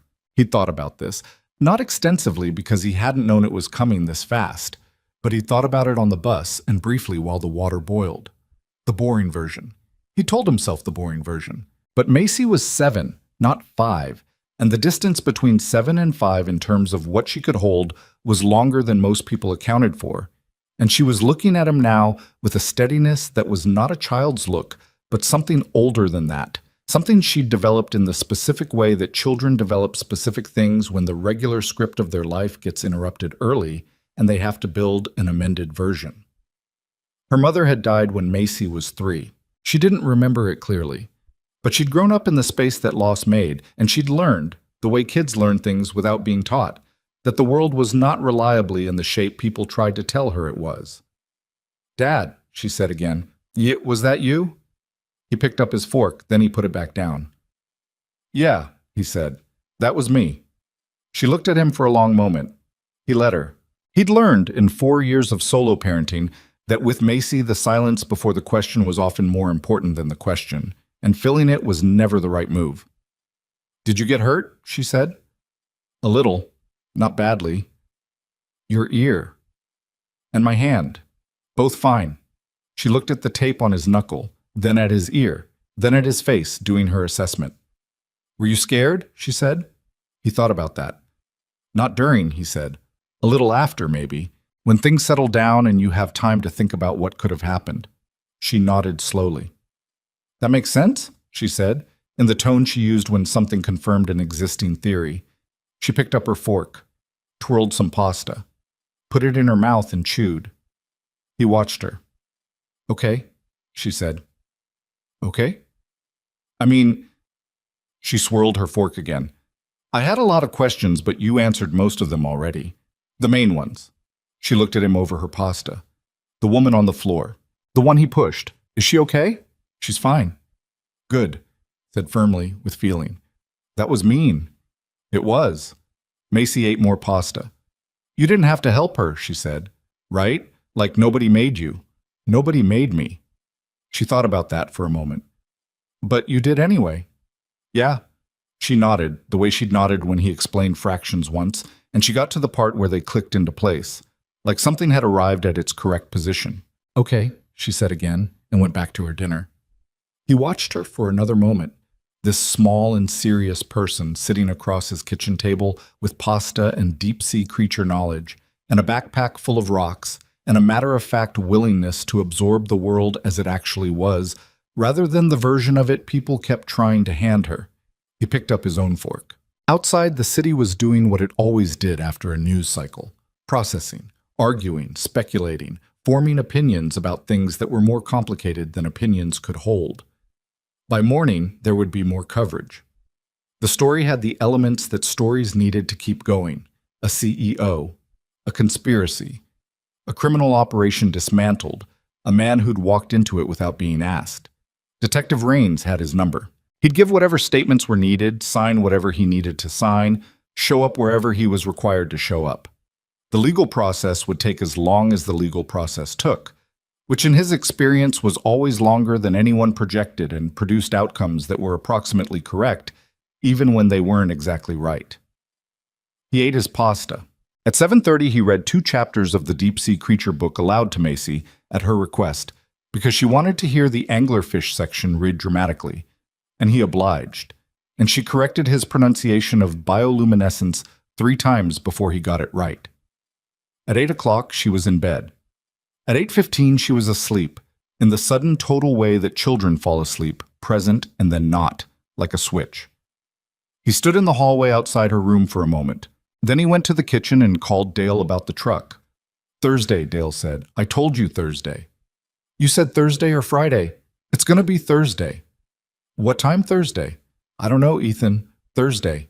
He hung up and made himself a cup of coffee. He probably shouldn't have had at 8:20 in the evening, and sat at the kitchen table with it and thought about the morning. His phone had 4 missed messages. 2 were from numbers he didn't recognize, which he ignored. One was from the facilities manager at another client. A scheduling question about next week, nothing urgent. The 4th was from a number he also didn't recognize, but with a 212 area code and a message that said simply, "This is Vanessa Whitmore. Rains gave me your number. The board meeting went well. I hope your daughter liked the pasta. VW." He looked at the message for a moment. Then he typed, "She did. Board meeting went well. How?" He put the phone down and drank his coffee. 3 minutes later it buzzed. Remove 2 board members connected to Holloway. Vote was 7-2 to maintain current leadership and initiate a full governance review.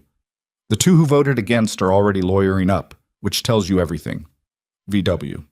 He picked up the phone. "Good," he typed. "Rains get everything she needed? For now." The device from the server room had a partial extraction, about 60% of the partition before the power cut. Not enough to be useful, apparently. My IT director was very pleased with himself about that, though he's never going to admit the power cut idea wasn't his. VW. He almost smiled at that. "Gavin?" he typed. "In custody. His attorney is already trying to frame it as unauthorized use of his credentials by a third party. It won't work. The financial trail connecting him to Kane's operation goes back 8 months. The DA's office called me at 5:30. They seem confident." VW. A pause. Then another message. "You didn't give your name to the media." VW. "No," he typed. "The footage is everywhere. Every outlet in the city. Nobody knows who you are." VW. "That's the idea," he typed. Another pause. Longer this time. "Why?" VW. He thought about how to answer that. He'd been asked different versions of the same question at different points in his life. Why don't you talk about it? Why don't you take credit? Why does it matter whether anyone knows? And the answer had changed over the years, or rather, the answer had stayed the same, but his understanding of why it was the answer had changed. He typed, "Because it doesn't matter for the thing to have happened. The thing happened. That's enough." A long pause this time. Long enough that he'd finished his coffee before the next message came. That's a hard thing to actually believe. Most people say it, but don't mean it. VW. He looked at that. "I have evidence of it being true," he typed. "Most things that mattered in my life nobody saw, still mattered." He didn't elaborate. He didn't need to. The reply came after another minute. "I believe you." He put the phone on the table and looked at the kitchen. The pasta pot was clean and in the drying rack.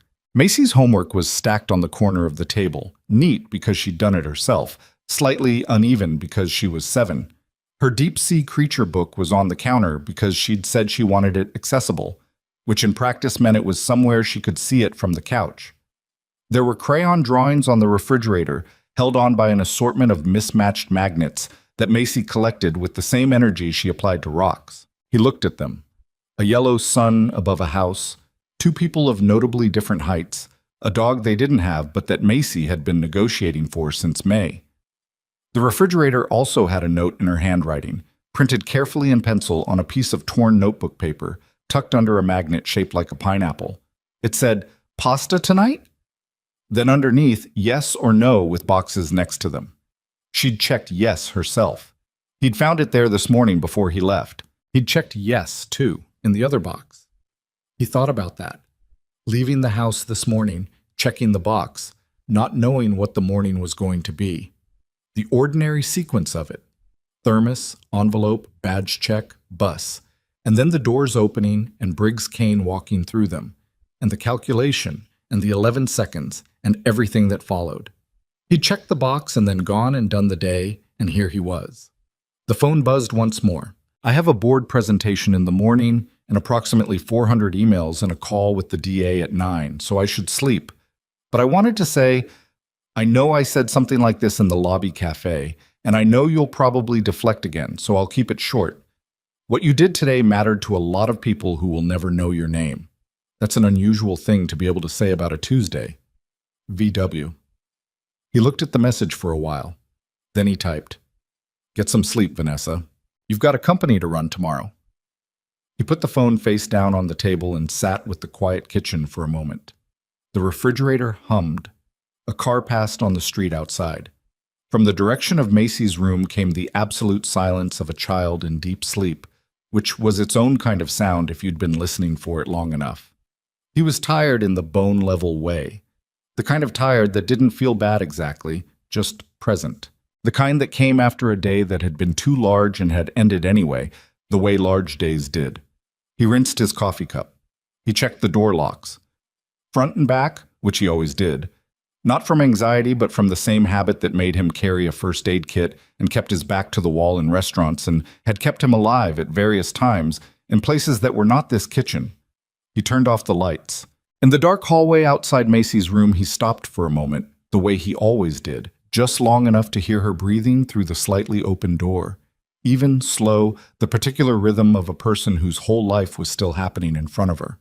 Then he went to his own room and took off his jacket.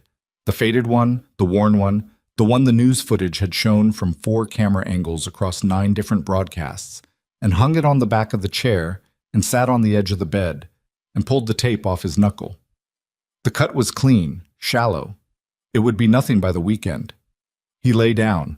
The ceiling was the same ceiling it was every night. A small crack in the plaster near the light fixture that he'd been meaning to patch for 6 months. A water stain in the corner from the winter before last that was cosmetic and not structural, and he'd confirmed this twice. Familiar. Ordinary. He closed his eyes. The morning had started at 5:15, and it had been a specific kind of morning. And now it was over, and Macy was asleep in the next room with her book about deep-sea creatures and her checked box on the refrigerator note, and the 8 minutes of questions she'd be backing up by 3 o'clock tomorrow. And Gavin Holloway was in custody, and Briggs Kane was in custody, and the patent partition was intact, and Vanessa Whitmore had a company to run.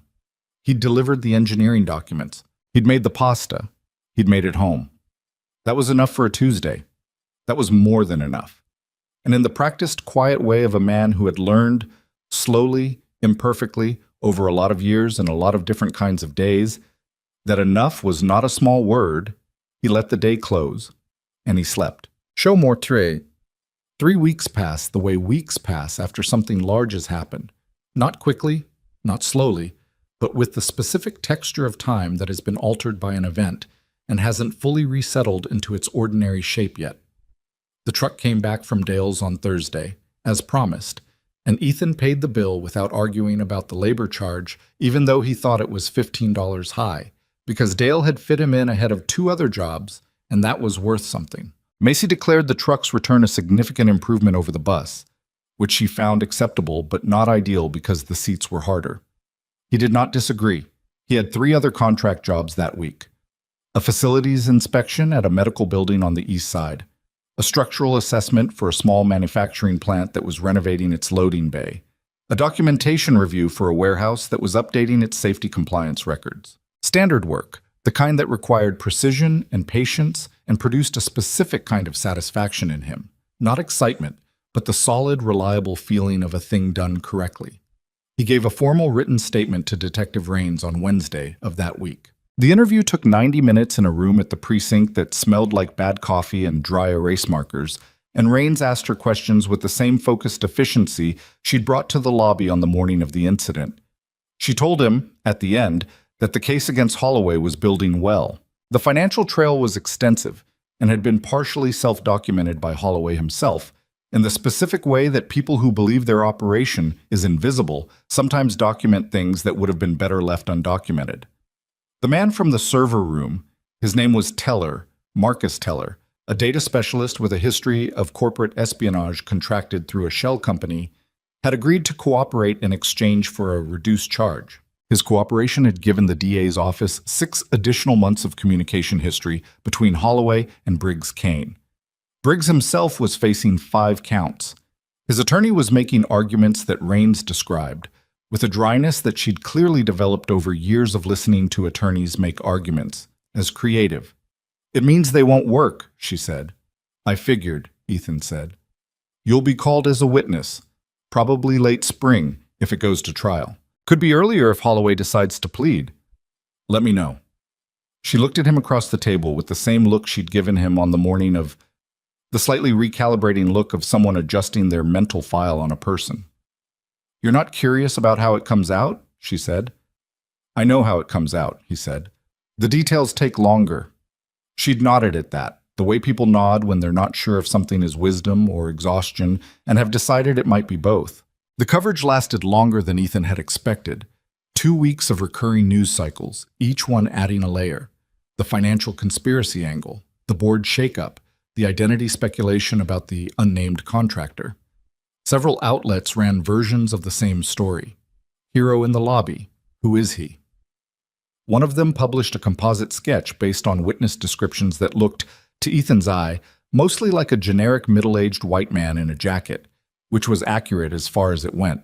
His name never appeared in any of it. Macy saw one of the follow-up stories on television during the second week, a longer piece that included more security footage.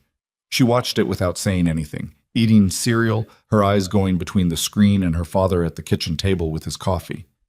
When the piece ended, she said, "They can't figure out who you are." Looks that way.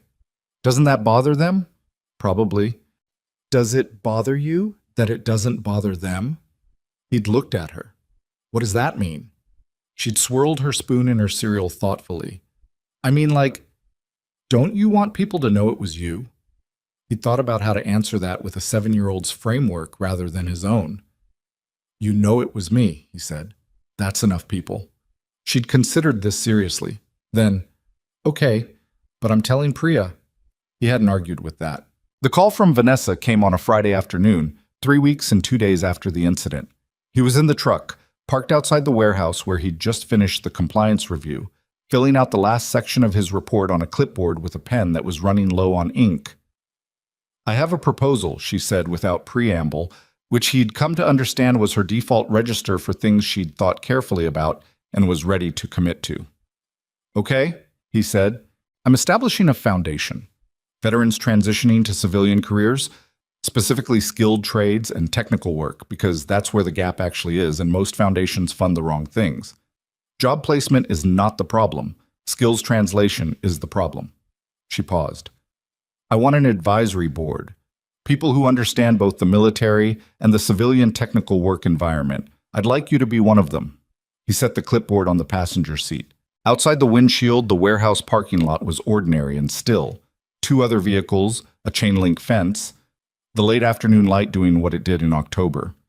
That's not my background, he said. Program management or foundation work. I know, that's not why I want you. She paused.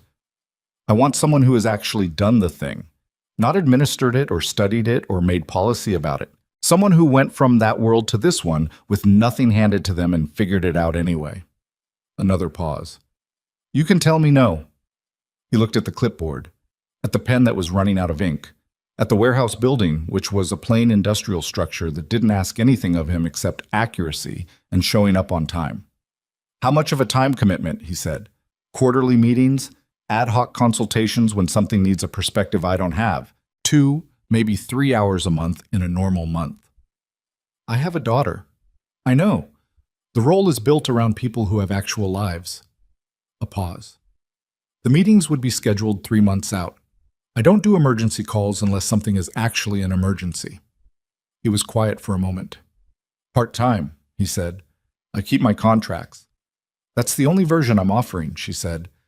I need someone with a life outside this, not someone who needs the title. He picked up his clipboard again. The last section of the compliance report was 2 checkboxes and a signature. He signed it. All right, he said. A beat. All right, you'll do it, or all right, you'll think about it. All right, I'll do it. She was quiet for a moment on the other end of the line, and he had the same impression he'd gotten in the lobby cafe when she made the brief thing that was close to a laugh, that she was doing something with her face that she wasn't going to describe. Good, she said. I'll have someone send you the details next week. Okay? How's the truck? He looked at the dashboard. Running, he said. For now. That's all you need, she said, and ended the call. He sat in the truck for another minute, in the parking lot, with the compliance report on the clipboard and the pen that was out of ink, and the October light going slant across the windshield. He thought about what he'd just agreed to. He turned it over the way he turned most things over, looking for the problems in it, the angles he hadn't seen, the places where the thing would cost more than it appeared to. He didn't find many. He started the truck and drove to pick up Macy. The Foundation's inaugural board meeting was on a Thursday morning 6 weeks later, in a conference room on the 32nd floor of Crownstone Dynamics that was not the same room where Gavin Holloway had been sitting when Rains walked in, but was in the same building, which Ethan noticed and then set aside as the kind of thing you notice and then set aside. There were 7 people in the room. Vanessa at the head of the table, a retired Army logistics officer named Patterson, who had the compact, organized manner of someone who had spent decades making complicated things work. A woman named Delgado, who ran a vocational training nonprofit and had the specific patience of someone who'd heard every excuse for why something couldn't be done and had stopped being interested in excuses some years back. 2 people from Crownstone's HR and operations divisions. A labor attorney named Kim, who had apparently advised Vanessa on the Foundation's legal structure and was present to make sure nobody made promises that created liability. And Ethan, with a legal pad he'd brought because he didn't own anything more professional than a legal pad, and a pen that actually worked, sitting near the middle of the table feeling approximately the way he always felt in rooms like this. Alert to the room's dynamics, moderately comfortable, not sure he was the right person for whatever the room needed, but willing to find out. Vanessa ran the meeting with the same economy she brought to most things. No preamble about inspiration or mission statements.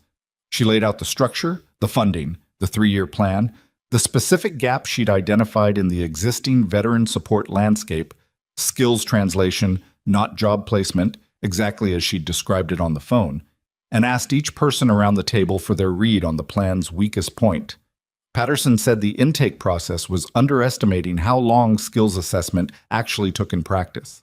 Delgado said the 3-year timeline was optimistic for demonstrating measurable placement outcomes, and they should build in an 18-month assessment checkpoint.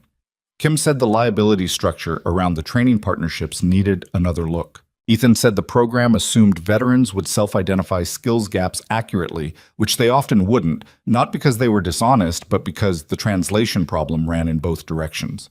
They didn't know what civilian employers called the things they already knew how to do. Vanessa wrote all of it down. Not on a laptop. On paper, with a pen, in handwriting that was fast and slightly compressed, the way people write when the writing is for thinking and not for display. That last point, she said, looking at Ethan, expand that. He thought about how to put it plainly. When I got out, he said, I knew how to do about 30 things at a professional level. Structural assessment, equipment maintenance, logistics under pressure, team coordination in low information environments, but I didn't know what those were called in civilian job listings. I'd look at a posting and not recognize my own experience in it because the language was completely different, and nobody was helping me translate. He paused. I figured it out because I had time and a specific reason to push through the frustration. A lot of guys don't have both of those. They get discouraged at the application stage and conclude there's nothing for them, when actually there's plenty. They just can't see it in the format it's being presented. Delgado was nodding. We call it credential blindness in the nonprofit space. The veteran has the competency, the employer has the need, but the vocabulary doesn't connect them. That's exactly what it is, Ethan said. Vanessa wrote something down, underlined it. The intake process needs a skills translation component, she said to Patterson. Not self-reported. Structured assessment with someone who knows both vocabularies. Adds cost, Patterson said. Everything that works adds cost, Vanessa said without heat. That's what the budget revision is for. The meeting ran 2 hours and 15 minutes. It resolved 4 items, flagged 3 for follow-up, and assigned specific tasks to specific people with specific deadlines, which in Ethan's experience was the difference between a meeting and a conversation with chairs. When it ended, he picked up his legal pad, which had more notes on it than he'd expected to take, and followed the group toward the elevator. Vanessa fell into step beside him in the corridor. That was useful, she said. The credential blindness piece. Delgado already knew it. Delgado knew the theory. You knew the experience. Those aren't the same thing, and the room felt the difference. She pressed the elevator call button. How'd it feel? The meeting? He thought about that honestly. Strange, he said. Good kind of strange. I kept wanting to ask whose problem I was supposed to be solving. That's the right instinct, she said. That's what I need in the room. The elevator came. How's Macy? She got 100 on her fractions test. Tell her I said congratulations. She'll want to know who you are. Tell her I'm someone your dad helped out. He looked at her briefly. She'll have follow-up questions. She sounds like someone I'd like, Vanessa said, and stepped into the elevator. He took the stairs because the stairs were there, and the elevator felt like waiting, and because some habits were not worth breaking even when the reason for them was no longer strictly operational. Holloway's case resolved in late January. Not a trial. A plea, as Raines had suggested might happen, negotiated down from 8 counts to 4 in exchange for full cooperation and a detailed account of the conspiracy's financial architecture, which turned out to extend further than the initial investigation had reached. 2 additional individuals connected to Holloway's operation entered plea agreements in the weeks that followed. One of the 2 board members who had changed their votes 8 months earlier cooperated with investigators voluntarily. The other did not, and faced separate proceedings. Holloway was sentenced on a Wednesday morning. Ethan read about it in a brief article that ran in the business section of the city paper, which he looked at on his phone over coffee while Macy ate breakfast across from him. The article mentioned Crownstone Dynamics, the events of that Tuesday in October, the unnamed contractor who had intervened in the lobby. It described Holloway's sentence in a single sentence. He put the phone down. Macy looked at him. Bad news? No, he said. Actually good news. What kind? He thought about how to put it in second-grade terms. Someone who did something wrong got told about it officially, he said. In the right way. She considered this. Is it the lobby thing? Yeah. Good, she said, with the same firm, uncomplicated feeling she'd brought to it on the first night. She went back to her cereal. Is it done now? He thought about Raines, who had texted him the same morning with a message that said simply, Holloway sentenced. 6 years, full restitution, case closed on our end. Thank you for everything. He thought about the Foundation's second board meeting scheduled for February. He thought about the patent partition, fully intact on an isolated server, the company's future still in the building it had always been in. Yeah, he said. It's done. Briggs Kane's case took until March. The 5 counts stood. No plea, an actual trial, 4 days of testimony that Ethan was not called for because the physical evidence and surveillance footage were apparently sufficient without him. Briggs was convicted on all 5 counts. His sentencing was not in the business section. It was in a smaller article, farther back. Ethan read it at the same kitchen table, over the same coffee. Macy was at school. The house was quiet in the way it was quiet on weekday mornings. A productive quiet. The quiet of a space between things. He thought about the lobby, about the 11 seconds and the document in the jacket and the cold calculation in Briggs Kane's face when he'd finally understood that the man in the faded jacket was not going to move. He thought about Vanessa on the lobby floor, palm pressed against marble, furious in a way that was more useful than fear. He thought about the elevator going up to 23 and the utility closet and the sound of the server rack going quiet. He thought about a lot of things that had happened in a very short window of time, and then he finished his coffee and rinsed the cup and went to work. There is something that most people misunderstand about the kind of man Ethan Grayson was, and it is this. The restraint was not performance. It was not humility of the practiced, deliberate variety that people develop because it reads well or protects them from accountability. It was something quieter than that, and older. It was the understanding, arrived at not in a single moment but over many years of things that had no clean resolution, that recognition and meaning were not the same thing, and that most of what mattered in a life would happen without an audience. He had known this before the lobby. He had known it when he left the Navy and came home to a daughter who was 3 years old and needed breakfast made and bedtime maintained and someone to show up at the pickup gate at 3 o'clock. And none of that had ever made the news, and none of it was less important for that.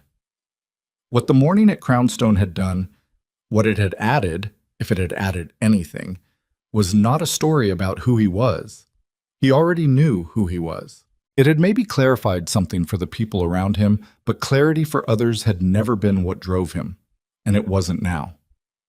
What he thought about when he thought about that Tuesday was the weight of Macy's backpack against his hands when he crouched down at the school gate, the checked box on the refrigerator note, the pasta water that had been boiling when the news came on, the ordinary, accumulative, undramatic texture of a life that he'd chosen deliberately and continued to choose day after day, not because it was easy or because it looked like anything in particular from the outside, but because it was the right life for the people in it.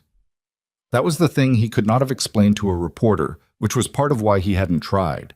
In April, the foundation launched publicly.